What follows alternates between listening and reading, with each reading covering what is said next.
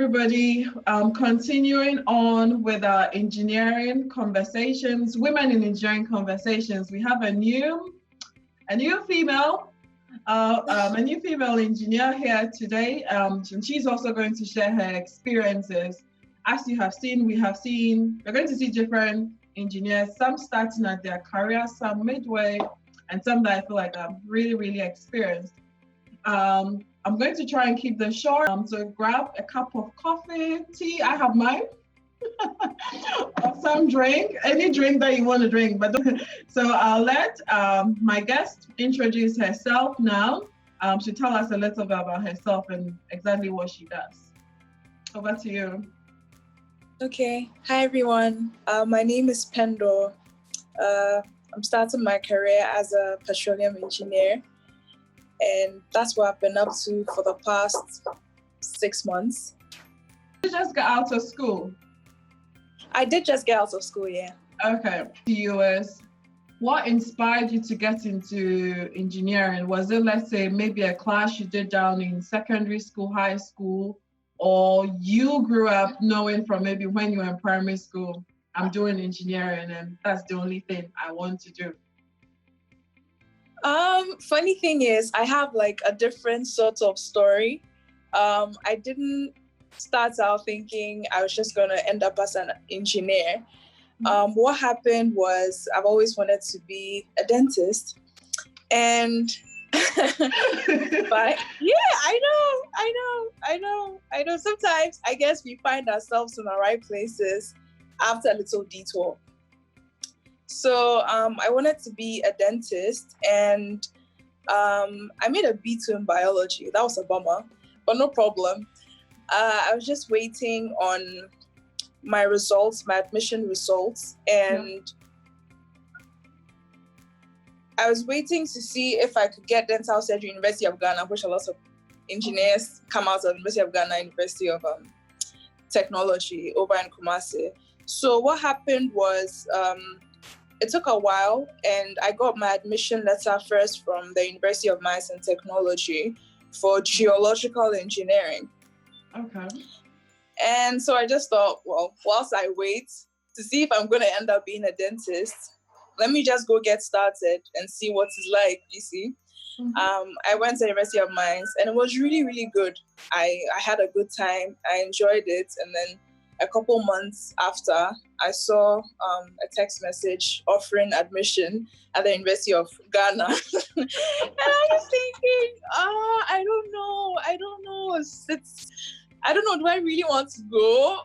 Nah, I don't think so. I'm enjoying it. I'll just stay. So I ended up staying and loving the course. Graduated as a geological engineer with a first class 4 years after. Yay! And then I found myself at the Ministry of Roads and Highways doing my national service, which I think almost all Ghanaians do here after school. So following that, I was waiting on a job or looking for a development opportunity in terms of school. You know how sometimes you're in a bit of a limbo after school, and your national service is like, finding a job is hard. What do you do? Do you just stay still? Do you do this? Do you do that sort of thing? So I'm like, let me put my feelers all out there. And I got a full scholarship to study my master's in the United Kingdom. Okay. And following that, I came home back to Ghana. Was that also in geological engineering? No, funny thing was that was in oil, gas, and mining law. Okay. Yeah. I wanted to have a broader understanding of how the extractive industry worked. So I went ahead and did that. And shortly after, I joined Talo, Ghana, as a geological engineer. And 3 months down the line, it looked like it would be a good opportunity for me to understand other facets of a company. So I was offered a placement as a petroleum engineer. So there's been a little switch. But yeah, it's still in the engineering domain, and that's how I ended up as an engineer. Hold on, your admission from University of Ghana Dental School, Was it that the admission letters came late, or what happened? Yes. So in 2012, the only way of getting into UMAT at that time, one of the main ways of getting into UMAT at that time was your NOFDEC results, not with your WASI results. So you find that the mainstream universities bring in the admissions a bit later, September, October, but UMAT brought the admissions out as early as I think June. Oh wow! Okay. So yeah, that's how it works. Okay, so you did. I'm guessing that dental was something you always wanted to do. You probably had a passion for it, and then all you saw yourself was, okay, I'm here engineering, and you're having fun. You're having fun within engineering. Then you go to your national service, and then you see yourself doing different roles. Do you feel like there were, I guess maybe between the companies you've worked in, there were those opportunities for you to move around? Or do you feel like, okay, maybe I'm going to be in this fixed role forever? For me, I don't think I'm going to be in this fixed role forever. The company I work with allows us to learn a lot more about every other supporting facets, because it's a bit difficult growing and developing in a vacuum. You see what I mean? Yeah. Which is why I took the head start and went to study oil, gas, and mining law even before I started working as an engineer. I feel like looking at the kind of things I like to do in future, I like to have a well-rounded knowledge base about other things that supports my core function, so that I can become a better engineer. If you don't mind me going off on a tangent, I feel as if it's important for all engineers to not just develop in the technical aspects of things, because then all you're used to is research and more research, and you might end up losing out on some very important skills, soft skills, the commercial awareness, that sort of thing. Exactly. So I do think that my core function will probably stay as a petroleum engineer, but I might take a few placements within the company to learn about how other things work. Okay, that's really good, because I think that's one of the issues people have. As in, are you doing the same sort of duties every time? And I think for companies, institutions, they need to be more flexible to allow employees to work their way through different areas, because you might find out that there's something else somewhere that your interest is in, that you didn't know if you were just doing that, like probably what you would call very traditional roles. So I think that's really good. I know you are still new in your role, but what do you think is your most important project you have worked on so far, and why did you choose that project? I guess, why do you think that's the most important one amongst probably what you've worked in so far? Okay, first off, I would say that my entire job function is a major project in its own. All I'm there to do really is to bank more oil. That's it, like nothing else. Yeah, that's it, nothing else.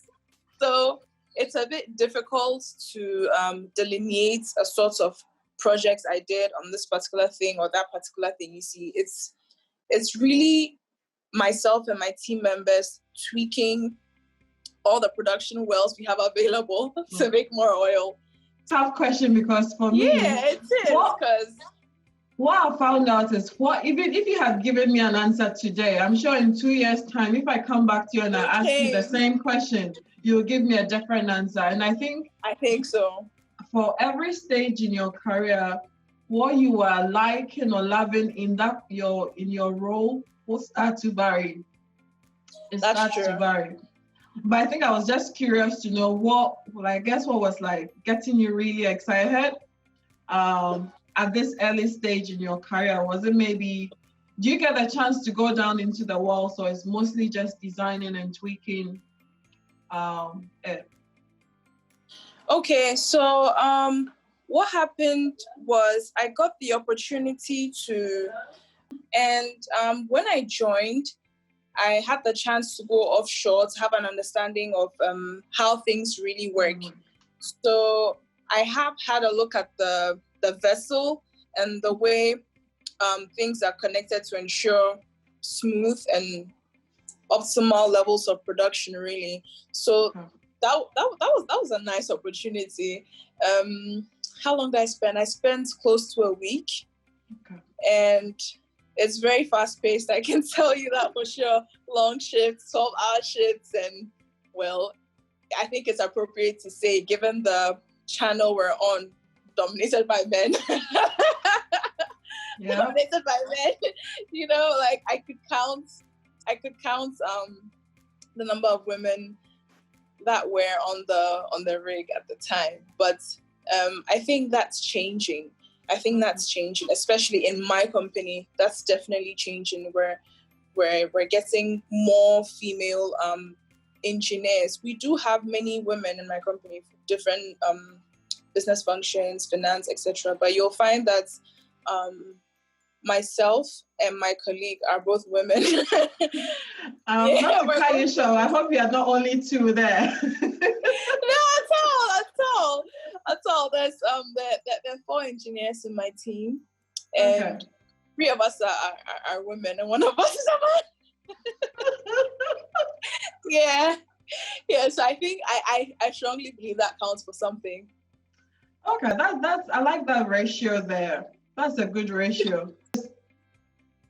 We are even looking at work. Sometimes when I don't know, but if you even start to look at your engineering classes, like the thermodynamic classes, you start to realize sometimes if you're not careful, you realize you're the only girl. Yeah, at least if you do the ratio of that to boys in your classrooms, you realize that, okay, what am I doing here? But then you look at secondary school, like I went to an all-girls school, so it was all girls, and we were doing the physics, chemistry, biology, no problem. I don't think that, like, those who were in mixed schools, probably was a 50-50 ratio as well. I'm not too sure. So you are in high school, you're doing all the physics, and all of a sudden you get to engineering, like, where did everybody else go? So then you get to work, and you're like, okay, am I the only one here? Where is everybody else? So sometimes you can, depending on the situation, it can make you really conscious about that. Or sometimes because I've worked in some places that wasn't a big deal for me. It was probably, I think for me at that point, it was get to work, get your job done. So the issue of whether there were more women or men didn't bother me. But when you start to look at the statistics of women who are practicing engineering, like we need to do something more. So what keeps you motivated to stay in your chosen field? Well, first of all, I should say that when I did get into the geological engineering space when I was studying, it was certainly very interesting. So that alone was a start. And then coming over here as a petroleum engineer, I feel like for me it's the quest for knowledge.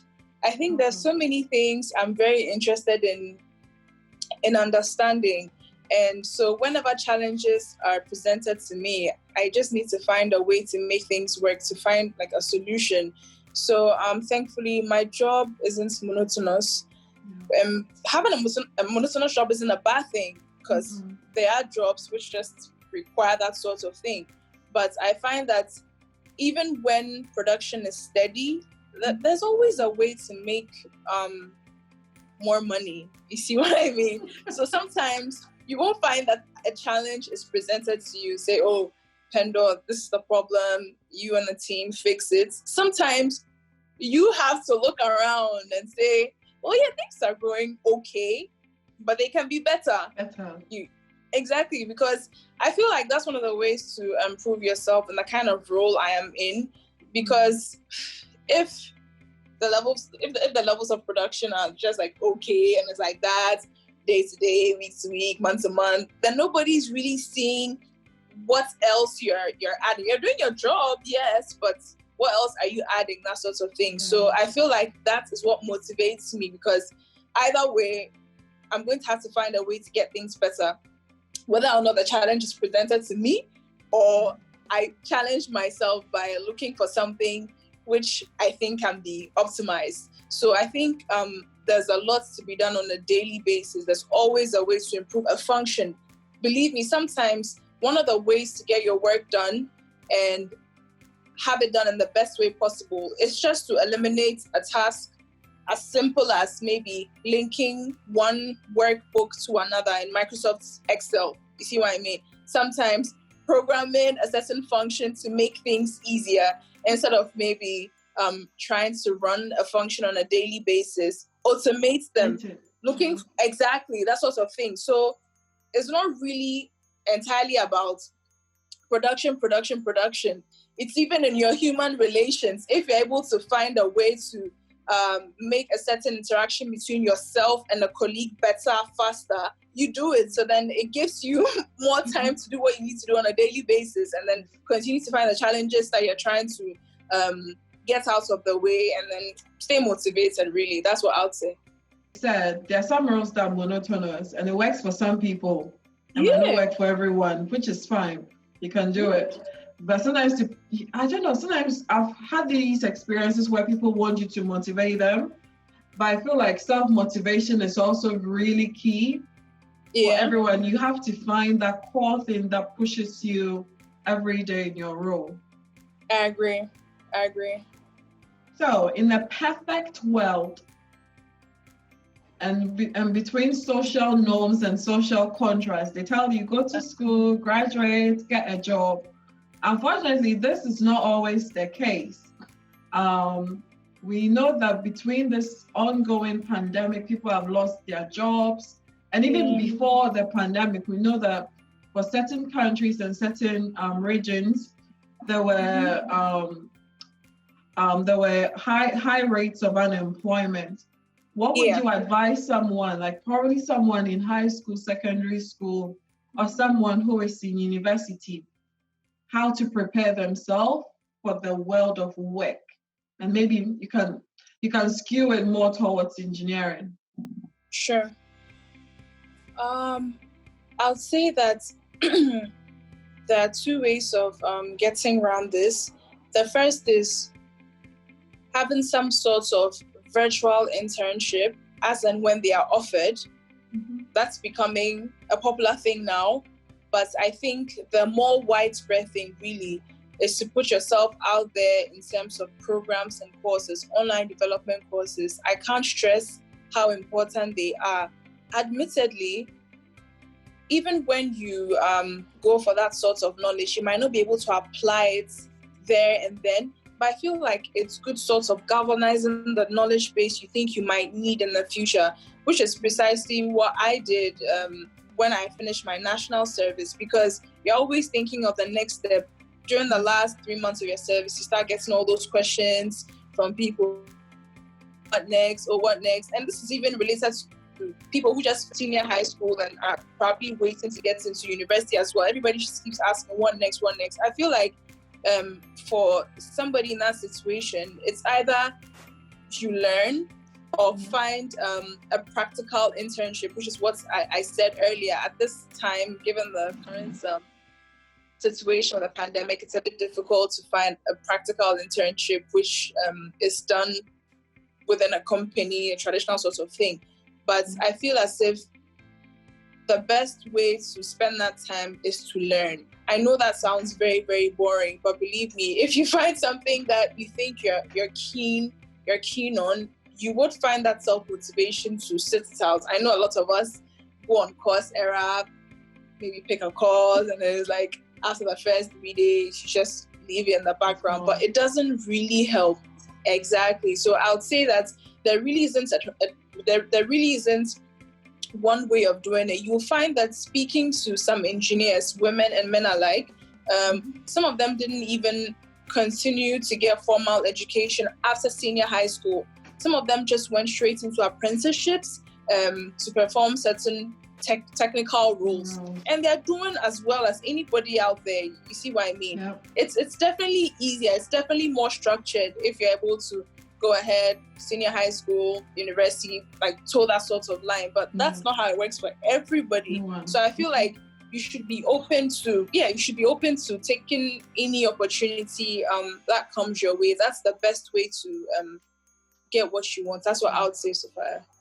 So let me add up onto that. So would you say, let's say during a waiting period, and I'm thinking of just engineering, would you say for a younger audience, should they just focus on, let's say, professional development courses or whatever, that's just engineering based, or what they think, okay, if I'm an engineer, this will be quite key, or you'd say they should open out and look up everything out there?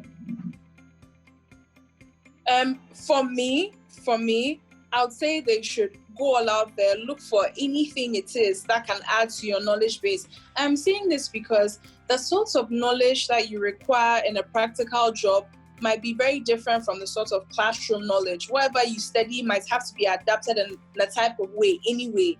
And as an engineer, I feel like I said earlier, if you want to be a complete engineer, it's important to develop all the skills necessary. Imagine, Sophia, having to be the one who's done all the hard work in terms of researching a way to, say, in the case of a software engineer, say, develop an application, right? Mm-hmm. And then you are asked, oh, Sophia, can you please tell us how this works? Say, a board of directors who do not have a solid foundation in software engineering. So speak to anybody, speak to me like I'm a 5-year-old, tell me about your product. And then unfortunately, you go and you start stuttering. You don't really know how to put your points across. That's all parts of it. I think that's the part of being an engineer that nobody really stresses on. It's like, oh yeah, get your functions right, get your equations right, and that's that. You see what I mean? I feel as if it's good to develop all the knowledge bases. Like, it'll be very, very good to put yourself out there and learn as much as you can. And definitely, I think it only is suitable that at least you have maybe a few core engineering programs, because if that's what you want to be, then you have to have some sort of knowledge about it. But I don't feel like it's wise to sort of restrict yourself in that particular endeavor and not look at anything else. That's what I would say. Okay, really good. So, what benefits or challenges do you think has come your way in engineering by virtue of the fact that you are a female? Do you think you've gotten any extra benefits or more challenges in your engineering career so far? Okay, at this time, to be honest with you, I haven't faced a very glaring challenge since I started my role as an engineer. This isn't to say that women all around the world are not facing such challenges, but I find that in order to be a complete petroleum engineer, I might, at some point in time, have to spend extended periods offshore, trying to learn about a bit more about what exactly happens there. And you find that that can skew your work-life balance if you're a woman who's seeking to have a family really in future. It's not the same for all women. Not every woman is looking to have a family, but for women who would like to be the primary caregiver, etc., it might be a bit difficult. And I'm saying this because I have had conversations with women I met offshore the very first time I went, and it's tough. 12-hour shifts. Imagine doing a 6 a.m. to 6 p.m. shift and then wanting to speak to your child in kindergarten. And then you're in a little cabin with your bunk bed, your I don't know, trying to, say, pitch a call, etc., video call or something. It's a bit difficult. Yeah. And don't forget, sometimes these rotations can last as long as 4 weeks at a time. It's certainly something that requires us to find new ways of working around, because you may not find a special dispensation just because you're a woman. You see what I mean? So I think that for me, who in the future is looking to have a family, if for any reason at all, I find myself in a new role which requires me to not work from the office and work from the vessel, I'll have to adapt to that new way of working. So at this time, I currently think that a work-life balance is one of the main challenges that female engineers can experience. That's what I'll say. Okay. If you don't mind me going ahead. Yeah, the other thing is, I feel as if it's important for all of us to also learn to be as assertive as possible when we're in meetings, etc. I think that over a long period of time, traditionally, at least in Ghana, we're taught to be muted, to stay back, not put yourself out there. And I feel like it's something that you have to learn to build. It doesn't matter how you were raised. If you want to succeed in the workplace, you should be able to be assertive about the kind of opinions you have, especially when they are backed by days and weeks of research and understanding. Because if you're not careful, there are people out there, they might be women like you, they might be men. This is not even a gender war. It's just to say that if you are not assertive, you might end up being backed out. People will not see the kind of work you're contributing. So it's important to be very, very assertive. And I think that's something that we should certainly look at so your voice doesn't get drowned out at work. What advice would you give to young girls, probably in secondary school, high school, who are thinking, what next do I do? What next do I do? And or let's say a young lady in secondary school, high school. The first thing I'd say is get a mentor. That's the very first thing I'd say. Get a mentor, because they are the ones who have had experience that you're yet to gain. They might give some sorts of direction. It's very, very difficult given the wide database of information that is out there to try and see, this is what I want to do next, this is what I want to do next. But I think you should have a plan. I know you might not know everything, but just think to yourself, this is where I would like to be, this is how I would like to go about it. And then you can speak to a mentor. They can say, maybe you'll find that it's more beneficial to skip this stage and move to this stage. You might find it more beneficial to not even consider this route you're trying to take, do an entirely different thing. And based on what I said, trying to find new ways of learning, research courses, etc., certification courses. I think these are the things that would help you to sort of gain a better understanding of what you want to do next. But I certainly think finding a mentor is very, very important. I've had a mentor throughout university, and even now, one of them working in my company and one of them who isn't working in my company but working in my industry. So I think it's important to get a mentor, and then also put yourself out for as many training opportunities as you can. Learn as much as you can. That's what I would say, because the opportunity will come. It will come, and believe me, sometimes it takes a bit of time. I can say this, it takes a bit of time. Some of my colleagues are unemployed, but some of them have secured jobs, and I know some of them are just in transitional periods. You are going to be given the opportunity, but I need every female engineer out there, every aspiring female engineer out there to be ready for it. Imagine being presented with an opportunity you haven't prepared for and you don't have a plan of action for. I think that would be a bit difficult. Yeah, so it's like you're waiting for the opportunity to come. When it came, you weren't ready, basically. Exactly, and I don't think that's the position you want to be in. So I'd say that learn, do as much as you can, have a plan, get a mentor, and then chart a plan of action, because opportunity will come. And when it comes, you'll be ready and you'll be happy you did all the dirty work beforehand. That's what I'll tell you to do. Just be patient. I think research has found out that having mentors in your careers, I think not just even in engineering, across the board helps. But one of the other things too that they found out was that most schools don't have a career development unit or centers, or people don't even know who to reach out to, because if I want to be a petroleum engineer and I don't know anyone, I don't even know how it looks like, then how do I reach out? So then that also becomes a challenge, which is one of the reasons why I'm happy about International Women's Day in Engineering, because it then gives us the opportunity to put ourselves out there. about the different work, different roles that we are doing in the field of engineering, because there isn't too much, or sometimes it's also the same person you keep seeing, and you also know that probably this person is mentoring maybe 1,000,000 people. So then sometimes you talk yourself out of reaching out to the person. So I thought this was a really good way. Get everybody out there just so that people know or can reach out as and when. What would you consider as your greatest achievement in your engineering career? Oh, I like the laugh. I like that laugh.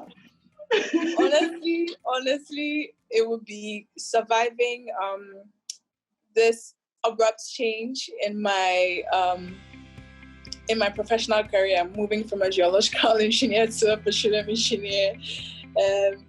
The switch was very fast, and I've had to do a lot of extra work to make up for a degree in petroleum engineering I don't have.